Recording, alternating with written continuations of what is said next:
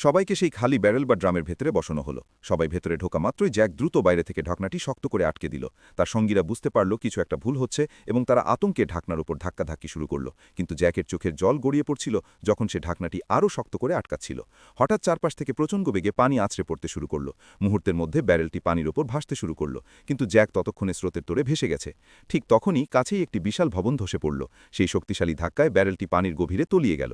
ভেতরে থাকা মানুষগুলো টেরও পায়নি যে ব্যারেলটি ধ্বংসস্তূপের নিচে আটকে গেছে এবং দ্রুত ডুবে যাচ্ছে। ভাগ্যবশত পানির চাপের কারণে ব্যারেলটি হঠাৎ মুক্ত হয়ে তীরের মতো ওপরের দিকে ছুটতে শুরু করল। সবাই ভাবল তারা বুঝি এবার বেঁচে যাবে, কিন্তু তখনই চারদিকে ছড়িয়ে থাকা লোহার তারগুলো ব্যারেলটিকে পেঁচিয়ে ধরল।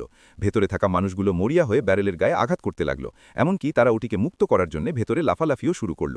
বেশ কয়েকবার মরিয়া চেষ্টার পর ব্যারেলটি অবশেষে তারের প্যাচ থেকে খুলে গেল এবং আবার ওপরে উঠতে শুরু করল। কিন্তু তখনই একটি ভারী লোহার রড ব্যারেলটি ভেদ করে ভেতরে ঢুকে গেল এবং প্রবল বেগে পানি ঢুকতে শুরু করল। সবাই হাত দিয়ে পানি আটকানোর চেষ্টা করল, কিন্তু পানির চাপ ছিল অনেক বেশি। সেটি থামানো অসম্ভব হয়ে পড়ল।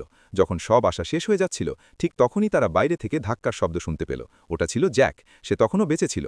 সে তার সর্বশক্তি দিয়ে লোহার রডটিতে লাথি মারল এবং কয়েকবার জোরালো আঘাতের পর সেটি খুলে পড়ে গেল। কিন্তু রডটি বেরিয়ে আসতেই পানির চাপ আরও বেড়ে গেল। তখন তাদের মধ্যে একজন দাঁতে দাঁত চেপে পূর্ণ শক্তিতে সেই গর্তে ঘুষি মারল এবং নিজের মুষ্টি দিয়ে ছিদ্রটি বন্ধ করে দিল।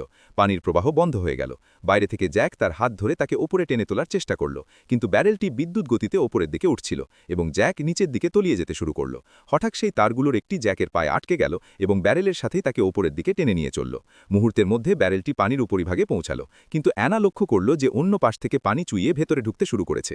ব্যারেলটি দ্রুত পানিতে ভরে যেতে লাগল এবং কয়েক মিনিটের মধ্যে পানি তাদের ঘাড় পর্যন্ত পৌঁছে গেল। মানুষজন আতঙ্কে ছটফট করতে শুরু করল। একটি ছোট শিশু ভয়ে জোরে জোরে কাঁদতে লাগল। যখন সবাই পুরোপুরি আশা ছেড়ে দিয়েছিল, তখন জ্যাক আবার ফিরে এলো। তার অবশিষ্ট শক্তিটুকু ব্যবহার করে সে ব্যারেলটির উপর উঠল এবং নিজের সর্বশক্তি দিয়ে ঢাকনাটি খুলে ফেলল, যার পরে ভেতরে থাকা সবাই মুক্ত হল।